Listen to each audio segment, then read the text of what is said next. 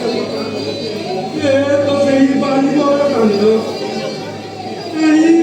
এই কাণ্ডে সপ্তশালা হচ্ছে ছেদন।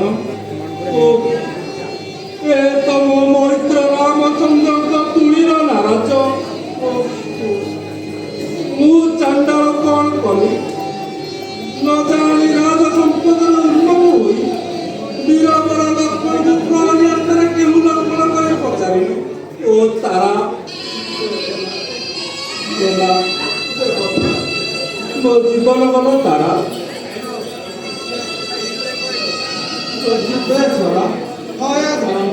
ଅସ୍ଥିର କାହିଁକି ମୁଁ ଯାଉଛି ସେ ମହାତ୍ମା ଲକ୍ଷ୍ମଣଙ୍କୁ ପ୍ରବୋଧନ କରି ଘେନି ଆସିବି। ଯାଅ ତାରା କାହିଁକି ସଭାରେ ମୋର ପ୍ରପଞ୍ଚ ଶୁଖିବ କେଉଁ ପାଠ ମନରେ ପଳାଉଛି ନୃତ୍ୟ ଆଳପ କେଉଁ ତାହାର ମାକଳ ଧରି ବସିଅଛି ରାଜ ସିଂହାସନରେ ନେତ୍ରରେ କରନ୍ତା ଯେବେ ଭାଇ ମୋର ଗମ୍ପାଲୁଛ ବିଶ୍ୱାସଘାତକ ଶାରୀରିକ କୃପାରେ ହରି ପେଶି ଦିଅନ୍ତି ଯମୋ ନିକେତରେ ଅଲାଜୁକ ଚତୁର୍ଥ ବେଇଆ ଚିରତାରୁ କେଉଁ ସୌମିତ୍ରେ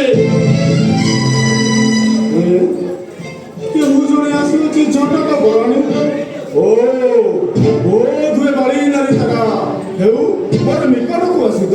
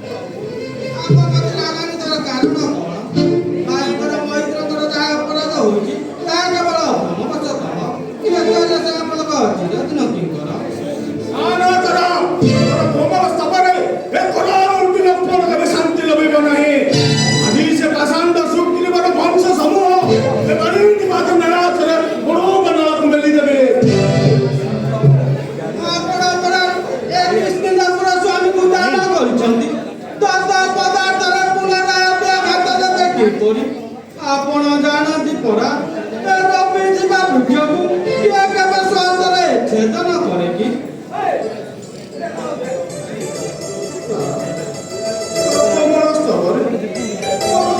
ଶକ୍ତି ଅନେକ ପରିମାଣରେ କମି ଯାଇଛି ଆଉ ହସ୍ତର ମୁଖା କର୍କଶ ହେଉନାହିଁ। ଆମ୍ବପତି ରାଗାନ୍ୱିତର କାରଣ କ'ଣ? ଆজ ସଦାବେଳେ ଆମେ ଆପଣଙ୍କର ଋଣୀ କିଙ୍କର କୁମାରୀ ନା ନା ଦାଦା ଆଉ ସେ ରାଗ ନାହିଁ ଆଉ ସେ ବିହଳିତ ଅନୁବାଦ ନାହିଁ କାରଣ ପ୍ରବଳ ସ୍ତବରେ ଦେବୀ ହେଉ ନାହିଁ ଅଧର କମ୍ପନ ହେଉ ନାହିଁ ନୟନ ବିକଟ ଉଠୁ ନାହିଁ କାମହସ୍ତ କୋଦଣ୍ଡ କାନ୍ତ ବର୍ତ୍ତମାନ ମୁଁ ନୀରବ କାହିଁକି ଚାଲନ୍ତୁ ଯିବା ସେ ଅପରାଧୀ ସ୍ୱାମୀଙ୍କ ନିକଟକୁ। ହଉ ତାରା ଚାଲ ତୁମ ସ୍ୱାମୀଙ୍କ ସମୀପକୁ ଚାଲ।